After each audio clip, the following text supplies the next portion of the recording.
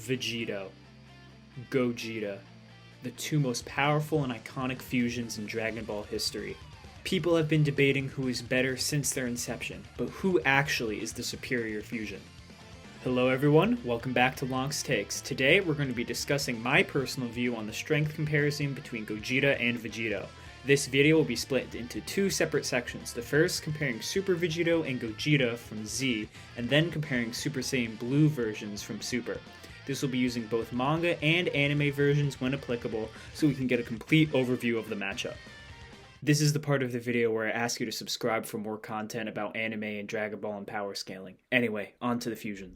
To begin this Gogeta and Vegito comparison, I think it's vital to go over how strong a hypothetical canon Z Gogeta would have been. As we know, at least from a benchmark, Vegito is the strongest character in Z.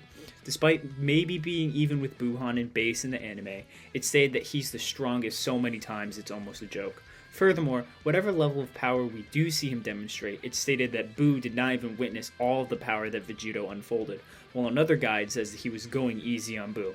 This means that Vegito was suppressed against Buhan, though visual context alone could have shown that that was the case. From here, we can directly compare statements about fusion to the statements about Potara. Both Daizenshuu 4 and Daizenshuu 6 call Potara both a greater effect and stronger than fusion. This is supported in two different ways in the manga, aside from the direct implication from Old Kai that Potara is just better than fusion. The first is that Buhan senses both Goku and Vegeta and says that they could fuse and still not beat him. He's talking about the fusion dance here, as he doesn't know what Potara fusion looks like yet. Taking this to the extreme, base Vegito is potentially stronger than a hypothetical full power, maybe even Super Saiyan 3 Z Gogeta. The second is that Old Kai believes that a base Potara fusion of Goku and Gohan would be enough to beat Bootanks. When Goku actually arrives to fuse with Gohan, Bootanks thinks that there's at least a possibility that he could beat this fusion dance fusion, or Gokhan. In both scenarios, Buu would have had a good understanding of fusion and how it works, given that he has seen both base Goten and Trunks multiple times and has fought and absorbed a full power Gotenks. At this point, he also has Piccolo's intelligence, so probably he isn't talking out of his ass here. Both scenarios strongly imply that Potara is a better amp than fusion by a significant margin. However, this amp gets even bigger when taking into account that Goku and Vegeta get a rival boost when fused. El Manga Legendario states that Vegito is stronger than a hypothetical Goku and Gohan fusion because of this, meaning the rival boost makes up for the gap between Vegeta and Ultimate Gohan, and then some. Now is where we can make the actual comparisons between Fusion Reborn Gogeta and Vegito. There are a few ways you can go about comparing them. The first is being a staunch believer in the movies not having any connection to any canon source material, as Toriyama has said that they take place in different dimensions from the main continuity. In this scenario, the only way to compare Vegito and Gogeta is to look at statements that have been both made about the other in comparison to each other. And the second, you take Fusion Reborn as an extension of the canon material, due to Fusion Reborn being very unique in how many times the movie itself and guides try and connect it to canon material compared to how other films try to. In scenario 2, where Gogeta is essentially the hypothetical Z Gogeta we mentioned previously, official sources seem to put Fusion Reborn as taking place between Goku going Super Saiyan 3 and Ultimate Gohan fighting with Buu, with Goku saying Yellow Janemba was the strongest being he had ever felt and mentioning fighting Fat Buu. Now, we don't know when production began on Fusion Reborn, and if they looked to either the manga or anime when it came to actually writing the plot and designing their characters, but either way, they're probably either alluding to Fat Buu or Super Buu in regards to Goku measuring Janemba's strength. Regardless, Gogeta is stronger than Super Janemba, who is even stronger than Fat Janemba. Given that Goku and Vegeta in both the anime and the film are essentially from the same time period and the same levels of strength, so essentially identical, it means that Vegeta would simply be stronger based on everything we had said before. The initial other scenario is a bit more interesting, as the answer isn't as cut and dry as the last one. What statements have actually been made comparing Buark Vegito to Gogeta? At first I thought there weren't that many, but as it turns out there's actually quite a few. The first direct comparison comes from an issue of Weekly Jump, which according to the opinions of the staff, believed that in a 30-minute fight, Gogeta would win, but in a fight over 30 minutes, Vegito would win. This does not actually say if one is stronger than the other and who would actually win, but the situation that would need to occur for one to win. Which, when you think about it, is obvious. Of course Gogeta could only win within 30 minutes. Any longer than that and he defuses. What I actually think they're trying to say here is that Gogeta goes full power while Vegito does not, as only Gogeta draws out his full power. Because at this point, the only comparison they had for Vegito versus Gogeta was Gogeta one-shotting Janemba and Vegito holding back against Buu. Ultimately, this statement does not bring us any closer to the answer, so let's look at the Daizenshu.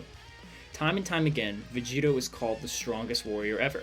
This probably does include Gogeta, given how even the first book of the Daizenshu came out after Fusion Reborn's release.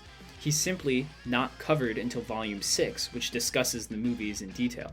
However, while descriptions of Gogeta are brief, he is called in the Daizenshu unrivaled the strongest fusion warrior. Now, this may seem to be directly calling out Gogeta as stronger than his Potara counterpart. However, the caveat descriptor of Fusion Warrior most likely removes Vegito from the definition for a handful of reasons. Though both terms are used in various cases, Potara characters are usually referred to as merged characters, while fusion characters are referred to as fused in the Daizenshu.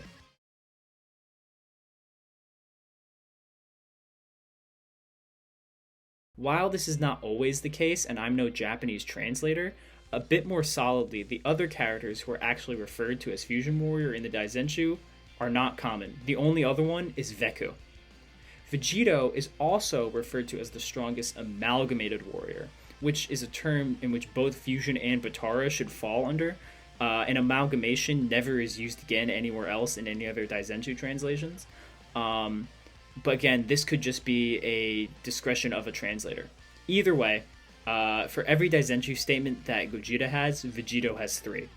So unfortunately for Gogeta fans here, I really don't think there's any real argument or scenario that you can make up that gives Gogeta the win here, unless you take the original staff statement that Gogeta could win in a 30-minute fight as the end-all be-all for scaling these two to each other.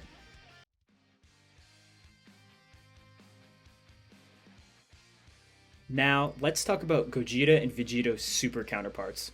In the anime, this is obviously no contest. Vegito fails to beat Fusion Uzumaki, and his final Kamehameha doesn't even seem to hurt him by the end, while Gogeta beats the crap out of Broly, who is many, many, many, many times stronger than him. However, in the manga continuity, things get a little bit crazy. Vegito is stated to be equal to Beerus in power, both in the manga and in the data books, which is absolutely crazy, as this statement gets more and more ridiculous as time goes on. Pretty much 4 arcs later, if you include Broly as an arc, Beerus is still a relative benchmark that probably hasn't been surpassed, given how characters like Granola cannot be made stronger than a god of destruction, but can reach the level of the strongest mortal in Universe 7. This means that post-Wish Granola is stronger than whoever you think the strongest mortals were at that point, probably post-Moro or Goku. Given how he effortlessly defeats a Moro, who he considers tougher than anyone he's faced, it's pretty clear he's stronger than Broly. This matters because a manga guide says that Broly fought evenly with Gogeta in the manga, and that he simply lost control. Without losing this control, he would have won, meaning that when it comes to just pure power, he is stronger than Gogeta. This means that Vegito Blue, due to Potara's superior power increase and arrival boost, is so much stronger than a much later Gogeta that he would most likely one-shot him. Now, there is this statement made in the promotional material for the Broly movie calling Vegito and Gogeta equally matched trump cards, but pretty much every translator agrees that the sentence is talking about their capacity to beat trump cards to defeat an opponent rather than their combat powers in comparison to each other. Still, if you think it's about power, then this whole video was a waste of time. Anyways, what do you think? Does Gogeta actually beat Vegito up? Let me know how I'm wrong down below. See ya!